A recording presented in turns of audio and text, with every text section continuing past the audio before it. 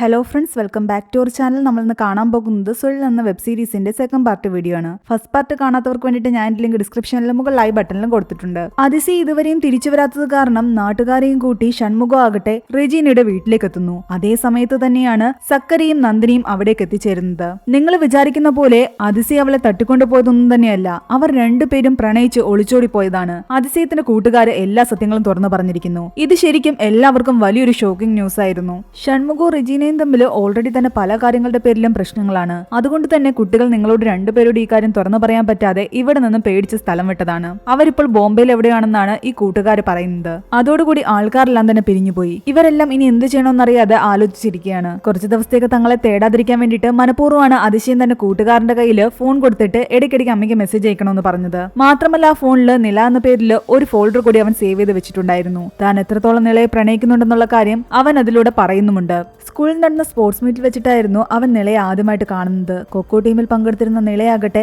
അവരുടെ ടീമിനെ ആ ഒരു മത്സരത്തിൽ ജയിപ്പിക്കുന്നു. അതെല്ലാം കണ്ട് അതിശയം ശരിക്കും ഇംപ്രസ് ആയി. അവളെ കണ്ട മാത്രയിൽ തന്നെ അവൻ ഇഷ്ടമാവുകയും ചെയ്തു. അതിശയം അവളോട് വന്ന മാച്ചിനെ പറ്റിയെല്ലാം സംസാരിക്കുന്നുണ്ട്. അവൾക്ക് ഓൾറെഡി അതിശയത്തിനെ അറിയാം. റെജീനയുടെ പയ്യനായതുകൊണ്ട് തന്നെ അത്യാവശ്യം അവൻ ഫേമസ് ആയിരുന്നു. അങ്ങനെ ഇവർ സംസാരിച്ചുകൊണ്ട് നിൽക്കുന്നതാണ് അന്ന് മലർ കാണുന്നത് തന്നെ. മലർ അതിനെ തെറ്റിദ്ധരിക്കുകയായിരുന്നു. അതിനുശേഷം പിന്നീട് അവർ കാണുന്നത് ആ സിനിമാ തിയേറ്ററിൽ വെച്ചിട്ടാണ്. KGF കണ്ടുകൊണ്ടിരിക്കെ ആദ്യമെല്ലാം തന്നെ അവന്മാര് കൂവി ബഹളം ഉണ്ടാക്കിയെങ്കിലും പിന്നീട് അമ്മയുടെ മകന്റെ സീൻ വരുമ്പോഴെല്ലാം തന്നെ അതിശയം കരയുന്നത് നില ശ്രദ്ധിക്കുന്നു. അവൻ അത്രയും ഇമോഷണൽ ആകുന്നത് കണ്ടിട്ട് അവൾക്ക് അവനോട് ഇഷ്ടം തോന്നാൻ തുടങ്ങി. ഇടയ്ക്ക് ഐസ്ക്രീം വാങ്ങാൻ പുറത്തിറങ്ങിയ സമയത്ത് അവളാകട്ടെ അതിശയത്തിനോട് ചോദിക്കുന്നുണ്ട്, അന്ന് വന്ന് സംസാരിച്ച ശേഷം പിന്നെ നിന്നെ കണ്ടതേ ഇല്ലല്ലോ എന്ന്. സാധാരണ ആമ്പിള്ളാരുടെ കണക്ക് ഫോളോ ചെയ്യലും ചുറ്റിക്കറങ്ങലും ഒന്നുമില്ലെന്ന് ചോദിച്ചു. എന്നാൽ താൻ അങ്ങനത്തെ പയ്യനല്ല എന്നും ഞാനൊരു റൗഡിയാണെന്നുമാണ് അവൻ പറയുന്നത്. ഇത് കേട്ട് അവള് ചിരിച്ചുകൊണ്ട് പറയുന്നുണ്ട്, നിന്റെ റൗഡിത്തരെല്ലാം ഞാൻ ഉള്ളിൽ കണ്ടുവെന്ന്. അമ്മ സെന്റിമെന്റ്സ് വന്നപ്പോൾ നീ ശരിക്കും കരയുന്നത് ഞാൻ കണ്ടു. ഇത് കേട്ടത് അതിശയം പറയുന്നുണ്ട്, ഇതെങ്ങാനും പുറത്തു പോയി ആരെങ്കിലും പറഞ്ഞു കഴിഞ്ഞാൽ ഞാൻ നിന്നെ വെറുതെ വിടില്ല എന്ന്. പറയാതിരിക്കണമെങ്കിൽ എനിക്ക് ഐസ്ക്രീം വാങ്ങി തരണമെന്ന് അവൾ പറയുന്നു.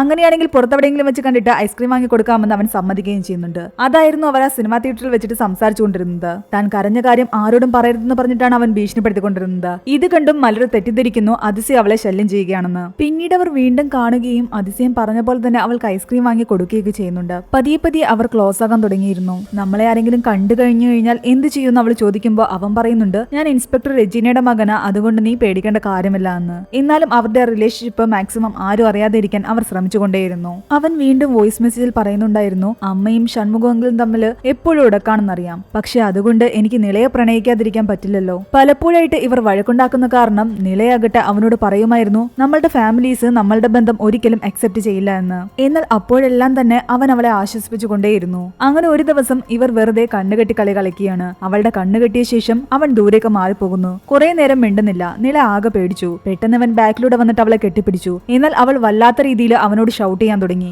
അവൾ ആകെ പേടിച്ചിരുന്നു. നിനക്ക് വേണ്ടത് ശരീരമാണെങ്കിൽ നീ വന്ന് എടുത്തുകൊള്ളാൻ അവൾ ദേഷ്യത്തോടെ പറയുന്നുണ്ട്. കാരണം നീ ഒരാണല്ലേ. എന്നാൽ അവൻ പെട്ടെന്ന് അവളെ തള്ളി മാറ്റുന്നു. നീ വിചാരിക്കുന്ന പോലെയൊന്നുമല്ല ഞാൻ നിന്നെ കാണുന്നത്. നീ എന്നോട് അങ്ങനെ പറഞ്ഞത് തന്നെ വളരെയധികം മോശമായി പോയെന്നും അവൻ പറയുന്നുണ്ട്. അവൾ ചില സമയത്ത് നല്ലപോലെ ക്ലോസ് ആയിട്ടിരിക്കും, ചില സമയത്ത് വലിയ രീതിയിൽ ദേഷ്യപ്പെടും. അതിന് കാരണം എന്താണെന്ന് അതിശയത്തിന് മനസ്സിലായില്ല.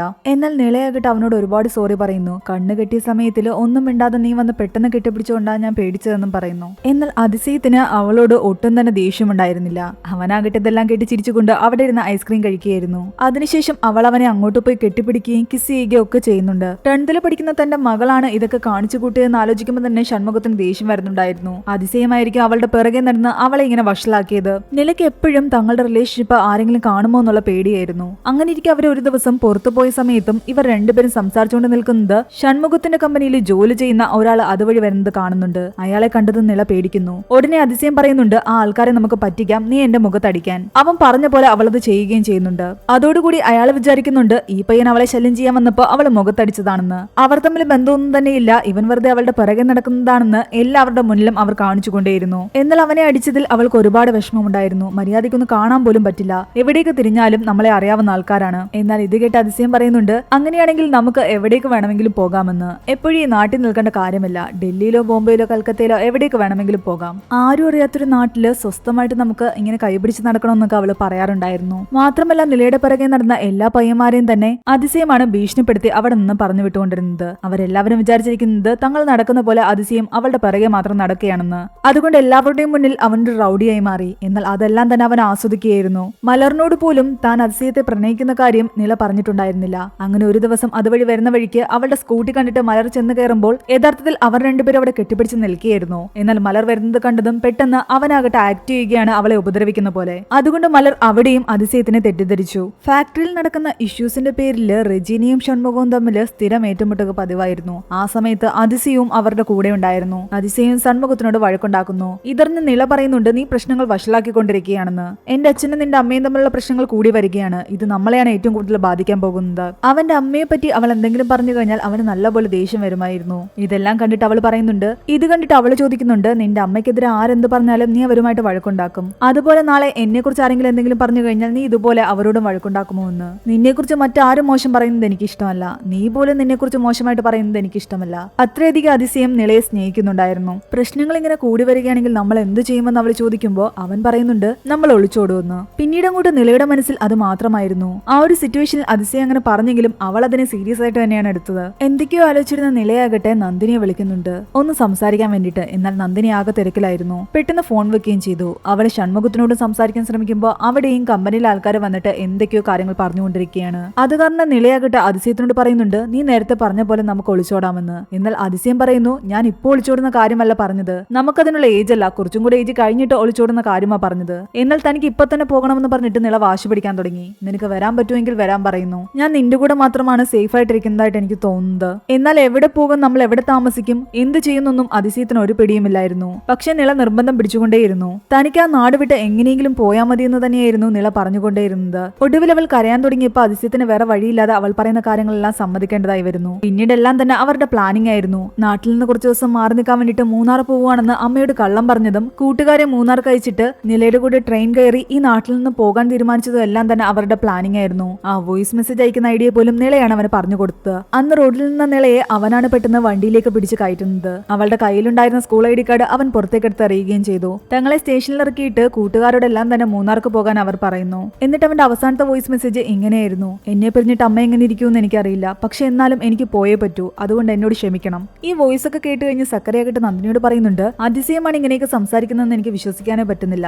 അവൻ പ്രണയത്തെ പറ്റിയൊക്കെ ഇത്ര നല്ല രീതിയിൽ സംസാരിക്കുമെന്ന് എനിക്ക് തോന്നിയിട്ടേയില്ല. പ്രണയത്തിലെ ആൾക്കാർ എന്തും ചെയ്യുമെന്നാണ് നന്ദിനി പറയുന്നത്. നിലയുടെ ഫീലിംഗ്സ് എനിക്ക് മനസ്സിലാകും. ഈ നാട്ടിൽ നിന്ന് എങ്ങനെയെങ്കിലും രക്ഷപ്പെട്ടു പോകാനാ ചെറുപ്പത്തിൽ ഞാനും ആഗ്രഹിച്ചിരുന്നത്. അതുതന്നെയാണ് ഇപ്പോൾ അവളും ആഗ്രഹിക്കുന്നത്. സ്കൂളിൽ പഠിക്കുന്ന സമയത്ത് നന്ദിനിക്ക് സ്ഥിരമായിട്ട് ആൻസൈറ്റി അറ്റാക്ക് വരുമായിരുന്നു. എല്ലാവരും അതിനെ ഫിക്സ് ആയിട്ടാണ് കണ്ടിരുന്നത്. എന്നാൽ അവൾ ഈ നാട്ടിൽ നിന്ന് പോയ ശേഷം അങ്ങനെയൊന്നും അവൾക്ക് വന്നിട്ടേയില്ല. കഴിഞ്ഞ 7 വർഷമായിട്ട് അവൾ കോയമ്പത്തൂരിലാണ്. അതുകൊണ്ട് തന്നെ ഈ നാട്ടിലേക്ക് തിരിച്ചു വരുന്നത് പോലും അവൾക്ക് ഇഷ്ടമല്ലായിരുന്നു. ഒരു സൈഡിൽ മയാനക്കൊലയുടെ ആഘോഷങ്ങൾ തകൃതിയായിട്ട് നടന്നുകൊണ്ടിരിക്കുന്നു. ഇവിടെ അതിശയം പോയ കാരണം വടിവേലുവിനും റെജീനയ്ക്കും ഇടയിൽ പ്രശ്നങ്ങൾ തുടങ്ങിയിരുന്നു. നീ ഷൺമുഖവും തമ്മിലുള്ള പ്രശ്നം കൊണ്ടാണ് നമ്മളുടെ മകൻ പോയതെന്ന് വടിവേലു പറയുന്നതൊന്നും തന്നെ റെജീനയ്ക്ക് ഇഷ്ടപ്പെടുന്നുണ്ടായിരുന്നില്ല. അവർ രണ്ടുപേരും പ്രണയിച്ചൊളിച്ചൂടി പോയതാണെന്ന് മനസ്സിലായ സ്ഥിതിക്ക് പിന്നീട് കേസിന്റെ പിറകെ ആരും പോകാൻ നിന്നില്ല. എന്നെങ്കിലും ഒരു ദിവസം അവർ തിരിച്ചു വരുമെന്നറിയാം. അതുകൊണ്ട് നന്ദിനിയും തിരിച്ച് കോയമ്പത്തൂർക്ക് തന്നെ പോകാൻ തീരുമാനിച്ചു. അന്ന് വൈകുന്നേരത്തുള്ള ട്രെയിന് അവൾ ടിക്കറ്റ് അടിക്കുകയും ചെയ്തു. താൻ മര്യാദയ്ക്ക് അവളെ ശ്രദ്ധിച്ചിരുന്നെങ്കിൽ അവൾ പോകില്ലായിരുന്നുവെന്ന് ഷൺമുഖത്തിനും തോന്നാൻ തുടങ്ങി. ഷൺമുഖം ദേവിയോട് എല്ലാത്തിനും ക്ഷമ ചോദിക്കുന്നു. അവർക്കിടയിലെ പ്രശ്നം കൊണ്ടാണ് ദേവിയാകട്ടെ ഈ വീട് വിട്ടു പോയത് തന്നെ. അവർ രണ്ടുപേരും ഒരുമിച്ച് സന്തോഷത്തോടെ ഇവിടെ ജീവിച്ചിരുന്നെങ്കിൽ അവരുടെ മക്കളും ഇവിടെ ഉണ്ടായേനെ. അങ്ങനെ മയാനക്കൊല്ലയുടെ 4ാമത്തെ ദിവസം ദേവിയുടെ രൂപം അവിടെയുള്ള വലിയൊരു കുളത്തിലേക്ക് ഇറക്കുന്ന ചടങ്ങ് നടക്കുകയാണ്. നന്ദിനിയാകട്ടെ ട്രെയിൻ കയറാൻ വേണ്ടിയിട്ട് ആ സ്റ്റേഷനിലേക്ക് എത്തി. അവിടെ ഒരു പോലീസുകാരൻ നിന്നിട്ട് നിലയെ അതിശയത്തിനെ പറ്റി അന്വേഷിക്കുന്നുണ്ടായിരുന്നു. അവരുടെ കേസ് ഇപ്പോഴും കണ്ടിന്യൂ ചെയ്യുന്നുണ്ടോ എന്ന് അവളാകട്ടെ അയാളോട് ചോദിക്കുന്നു. ചെയ്യുന്നുണ്ടെന്നാണ് ആ പോലീസുകാരൻ പറയുന്നത്. അവരുടെ പ്രൊസീജിയറിന്റെ ഭാഗമായിട്ട് അന്വേഷിച്ച് ഉറപ്പ് വരുത്തിയെങ്കിലേ പറ്റുമായിരുന്നുള്ളൂ. അതുകൊണ്ട് 10 മണിക്ക് ശേഷം ഇവിടെ നിന്ന് ഏതൊക്കെ ട്രെയിനാ പോകുന്നതെന്ന് അയാൾ അന്വേഷിക്കുന്നു. ലിസ്റ്റെല്ലാം തന്നെ ബോർഡിലുണ്ടെന്ന് അയാൾ പറയുന്നു. അവിടെ ചെന്ന് നോക്കുമ്പോഴാകട്ടെ അതിശയത്തിന്റെ നിലയുടെ പേരുണ്ടായിരുന്നു. അത് ഏത് വണ്ടിയാണെന്ന് ചോദിക്കുമ്പോൾ കോയമ്പത്തൂർ വണ്ടിയാണെന്നാണ് അയാൾ പറയുന്നത്. പക്ഷെ അതിൽ GW എന്ന് എഴുതിയിട്ടുണ്ട്. അവർ കോയമ്പത്തൂർ ചെന്നിട്ട് ഗുവാഹട്ടിയിലേക്ക് മാറി കയറിയിട്ടുണ്ടാകും. ബോംബെ പോകുന്നു എന്ന് പറഞ്ഞ കുട്ടികൾ ഗുവാഹട്ടിയിലേക്ക് എന്തിനാ പോകുന്നതെന്ന് നന്ദിനി ചിന്തിക്കുന്നു. അവൾ അതിശയത്തിന്റെയും നിലയുടെയും ഫോട്ടോ കാണിച്ചിട്ട് അയാളോട് ചോദിക്കുന്നുണ്ട്, ഇവിടെ നിന്നും ഈ 2 കുട്ടികൾ ട്രെയിനിൽ കയറിയിട്ടുണ്ടോ എന്ന്. എന്നാൽ അയാൾ ഓർത്തെടുത്ത് പറയുന്നുണ്ട്, ഇവിടെ നിന്ന് ഈ കുട്ടികളൊന്നും കയറിയിട്ടില്ല. വയസ്സായ 2 പേര് മാത്രമേ അന്ന് ഇവിടെ നിന്ന് ട്രെയിൻ കയറാനുണ്ടായിരുന്നുള്ളൂ. ഇത് കേട്ട് ഷോക്കായ നന്ദിനിയാകട്ടെ പെട്ടെന്ന് സക്കരയെ ഫോൺ ചെയ്യുന്നുണ്ട്. സക്കരയാകട്ടെ ആ ചടങ്ങുകൾ പങ്കെടുത്തുകൊണ്ടിരിക്കുകയായിരുന്നു. ദേവിയുടെ രൂപം വെള്ളത്തിലേക്ക് അവർ കൊണ്ടുപോയി ഇടാൻ പോകുന്നു. ആ ഒരു സമയത്ത് നന്ദിനിയുടെ കോള് കണ്ടിട്ട് സക്കര എടുത്ത് സംസാരിക്കുന്നു. അതിശയവും നിലയും ട്രെയിനിൽ കയറിയിട്ടില്ല എന്നറിഞ്ഞതോടുകൂടി സക്കരയും ഞെട്ടി. ആ സമയത്ത് ദേവിയുടെ രൂപം വെള്ളത്തിലേക്ക് ഇട്ടിട്ടുണ്ടായിരുന്നു. കൂടെ കുറെ കുട്ടികളും ചാടി. എന്നാൽ അവർ വെള്ളത്തിനടിയിൽ ഞെട്ടിപ്പിക്കുന്ന ഒരു കാഴ്ച കണ്ടിരുന്നു. നിലയുടെ അതിശയത്തിന്റെയും ഡെഡ് ബോഡി കെട്ടിപ്പിടിച്ച നിലയിലായിരുന്നു അതിനുള്ളിൽ കണ്ടത്. അവിടെയാണ് 4ാമത്തെ എപ്പിസോഡ് അവസാനിക്കുന്നത്. 5ാമത്തെ എപ്പിസോഡിന്റെ തുടക്കത്തിൽ കാണിക്കുന്നത് ആ കുട്ടികൾ മുകളിലുള്ള ആൾക്കാരെ വിവരം അറിയിച്ചതനുസരിച്ച് സക്കര ഉൾപ്പെടെ പലരും ആ വെള്ളത്തിനടിയിലേക്ക് ഇറങ്ങുകയും ആ ഡെഡ് ഡെഡ് ബോഡി കണ്ട് ഉറപ്പുവരുത്തുകയും ചെയ്യുന്നുണ്ട്.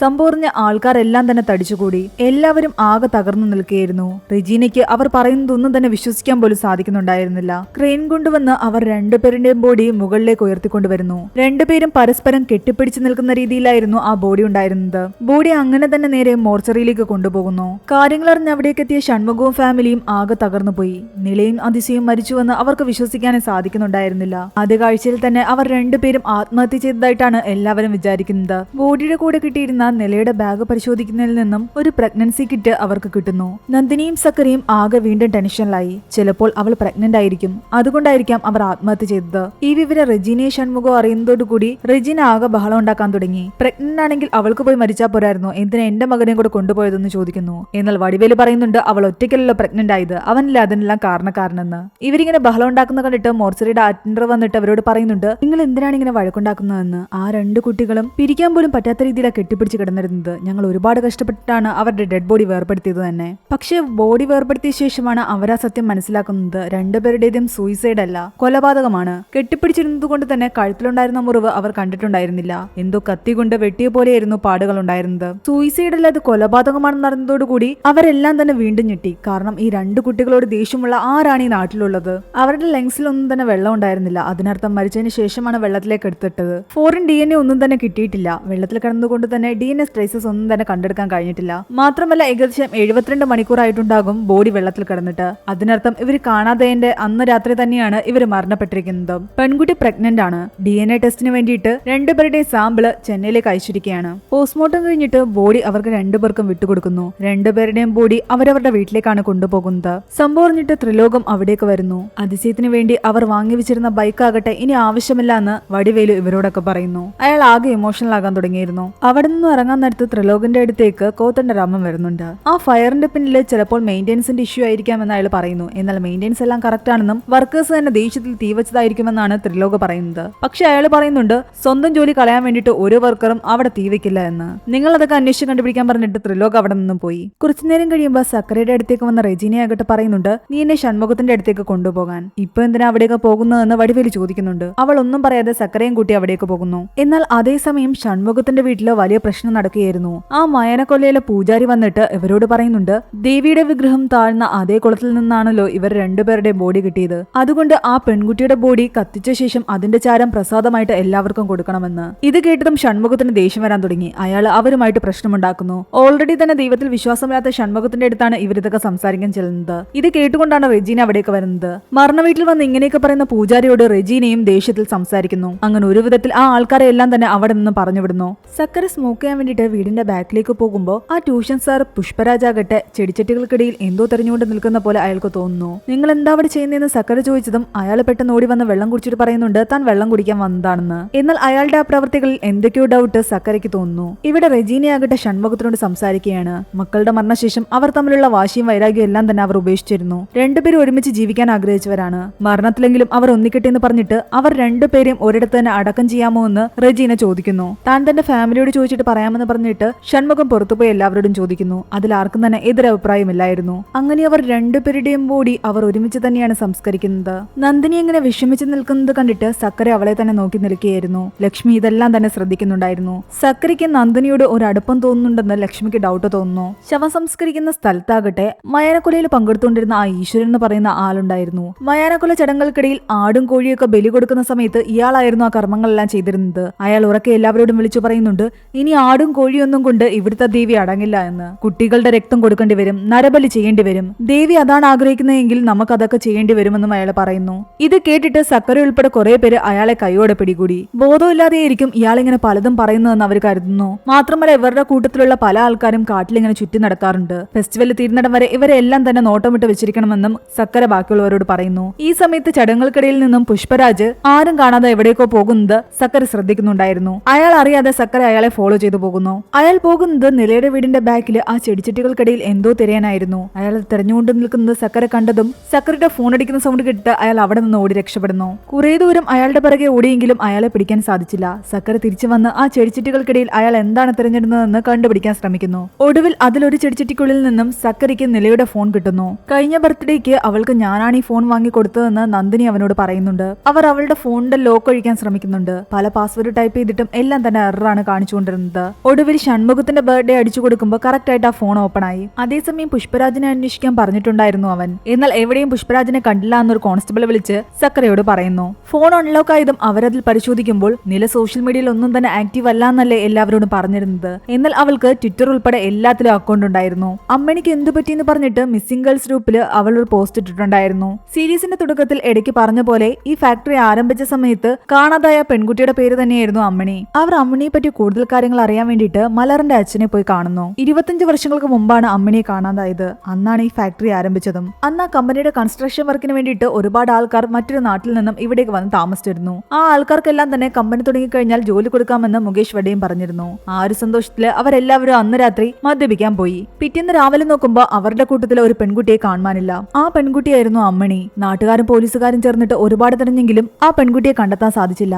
മലറിനോട് നന്ദിനി സംസാരിക്കുന്നു. അമ്മണിയെ അന്വേഷിച്ച് നില എന്തിനാ പോസ്റ്റ് ഇട്ടെന്ന് ചോദിക്കുമ്പോൾ മലർ പറയുന്നുണ്ട്, അമ്മണി എന്ന് പറയുന്ന ആ പെൺകുട്ടിയെ കാണാതായതിനു ശേഷമാണ് മയാനക്കൊല്ല ഇത്ര വലിയ ഫെസ്റ്റിവൽ ആയിട്ട് ആഘോഷിക്കാൻ തുടങ്ങിയതെന്ന് പലരും പറഞ്ഞു കേട്ടു. ആ ഒരു കാര്യം കേട്ടത് മുതൽ അമ്മണിക്ക് എന്ത് സംഭവിച്ചു എന്നറിയാൻ വേണ്ടിയിട്ട് നില ഒരുപാട് അന്വേഷിക്കാൻ തുടങ്ങി. നില അധികം ആരോടും സംസാരിക്കാത്ത ആളായിരുന്നു. എന്നാൽ അമ്മണിയെ കുറിച്ചുള്ള കഥകൾ കേൾക്കാനിരിക്കുകയാണെങ്കിൽ അവൾ എല്ലാവരോടും സംസാരിക്കും. ഒരിക്കൽ ആ പൂജാരിയെ പോയി കണ്ട് സംസാരിക്കാൻ വരെ അവൾ എന്നെ വിളിച്ചിരുന്നു. പക്ഷെ ഞാൻ വരില്ല എന്ന് പറഞ്ഞു. അമ്മണിയെ കാണാതായ ശേഷം അവരുടെ കൂട്ടത്തിലുണ്ടായിരുന്ന ആരും തന്നെ ഈ നാട്ടിൽ നിന്നില്ല. ഇവിടുത്തെ ജോലിയൊന്നും വേണ്ടെന്ന് പറഞ്ഞിട്ട് എല്ലാവരും ഇവിടെ നിന്ന് പോയി. നിലയുടെ ആ ഗ്രൂപ്പിലാകട്ടെ എത്ര പേരുണ്ടെന്ന് ചോദിക്കുമ്പോൾ നന്ദിനി പറയുന്നുണ്ട്, ആ ഗ്രൂപ്പ് കുറച്ചു പേർ മാത്രമേ ലൈക്ക് ചെയ്തിട്ടുള്ളൂ. നിലയുടെ 1-2 ക്ലാസ്മേറ്റ്സും പിന്നെ ഡോക്ടർ ഡെവിൾ എന്ന് പറഞ്ഞിട്ടൊരു അക്കൗണ്ടും. അത് ആരുടെയാണെന്ന് മനസ്സിലാകുന്നില്ല.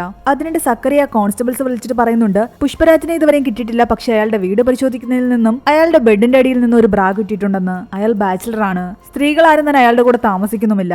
അങ്ങനെയാണെങ്കിൽ അത് എവിഡൻസ് ആയിട്ട് എടുക്കാൻ സക്കര അയാളോട് പറയുന്നു. കുറച്ചു കഴിയുമ്പോൾ സക്കരയ്ക്ക് വീണ്ടും ഒരു കോൾ വരുന്നുണ്ട്. മയാനക്കൊല നടക്കുന്ന ആ ഭാഗത്തായിട്ട് പുഷ്പരാജിന്റെ ആ വണ്ടി കണ്ടെത്തിയിട്ടുണ്ടെന്ന് പറഞ്ഞിട്ട്. ഒടുവിൽ കുറെ നേരത്തെ തെരച്ചിലിനൊടുവിൽ അവർ പുഷ്പരാജിനെ കണ്ടുപിടിക്കുന്നു. സക്കരയാകട്ടെ അയാളെ കൈയോടെ പിടികൂടിയിട്ട് ഇടിക്കാൻ തുടങ്ങുമ്പോഴേക്കും ആരോ വന്ന് സക്കരയെ തടയുന്നു. തിരിഞ്ഞു നോക്കിയതും അയാൾ ഞെട്ടിപ്പോയി. അത് ഗുണയുടെ വൈഫ് സെൽവിയായിരുന്നു. അവരെ രണ്ടുപേരും ചോദ്യം ചെയ്യുന്നതിൽ നിന്നും അവർക്ക് മനസ്സിലാകുന്നുണ്ട് സെൽവിയും പുഷ്പരാജും തമ്മിൽ ഒരു അവിഹിതമായിരുന്നു ഉണ്ടായിരുന്നത്. ഗുണയുടെയും സെൽവിയുടെ ഇടയിൽ ഒന്നും തന്നെ ശരിയായിരുന്നില്ല. ഭാര്യ ഭർത്താക്കന്മാരാണെങ്കിലും അവരുടെ ഇടയിൽ ശാരീരിക ബന്ധമൊന്നും തന്നെ വലുതായിട്ട് നടക്കുന്നുണ്ടായിരുന്നില്ല. അതുകൊണ്ട് തന്നെ അവർക്ക് കുട്ടികളും ഉണ്ടായില്ല. പുഷ്പരാജ് നിലയുടെ ഫോൺ തേടി വന്നതിന് പിന്നിൽ ഒരു കാര്യമുണ്ടായിരുന്നു. നില ഇവർ രണ്ടുപേരുടെയും ഫോട്ടോസ് എടുത്തിട്ട് ആ ഫോണിൽ ഒരു സീക്രട്ട് ഫോൾഡർ ആക്കി വെച്ചിട്ടുണ്ടായിരുന്നു. പാസ്വേഡ് പ്രൊട്ടക്ട് ഇട്ടിട്ടുള്ള ആ ഫോൾഡറിന്റെ പാസ്വേഡ് പൂച്ചി എന്നായിരുന്നു. അവരത് ഓപ്പൺ ആക്കി നോക്കുമ്പോൾ കാണുന്നത് സെൽവിയും പുഷ്പരാജും ഒരുമിച്ച് നിൽക്കുന്നതും കെട്ടിപ്പിടിക്കുന്നതുമായിട്ടുള്ള ഫോട്ടോസ് ആയിരുന്നു. പുഷ്പരാജ് വീട്ടിൽ വന്ന സമയത്താണ് നില ആ ഫോട്ടോസ് എടുത്തത്. എന്നാൽ ആ ഫോട്ടോസ് എടുത്ത വിവരത്തെ പറ്റി ഒന്നും തന്നെ സെൽവിയുടെ നില പറഞ്ഞിട്ടുണ്ടായിരുന്നില്ല.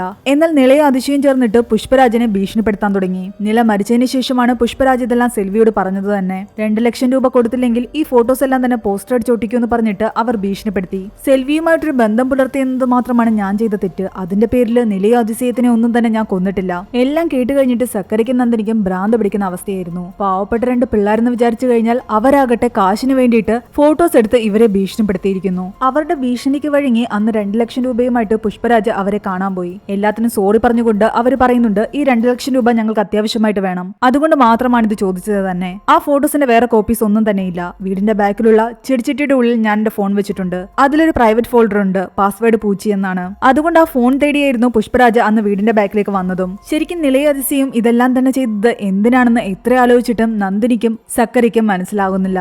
ഇവിടെയാണ് 5ാമത്തെ എപ്പിസോഡ് അവസാനിക്കുന്നത്. പാർട്ട് 2 വീഡിയോ ഇവിടെ അവസാനിപ്പിക്കുകയാണ്. ലാസ്റ്റ് എപ്പിസോഡ് ഉടനെ തന്നെ നമ്മൾ അപ്ലോഡ് ചെയ്യുന്നതായിരിക്കും. ഇതുവരെയുള്ള സ്റ്റോറി ഇഷ്ടപ്പെട്ടെങ്കിൽ എന്തായാലും ഈ വീഡിയോ ലൈക്ക് ചെയ്യാനും ചാനൽ സബ്സ്ക്രൈബ് ചെയ്യാനും മറക്കണ്ട.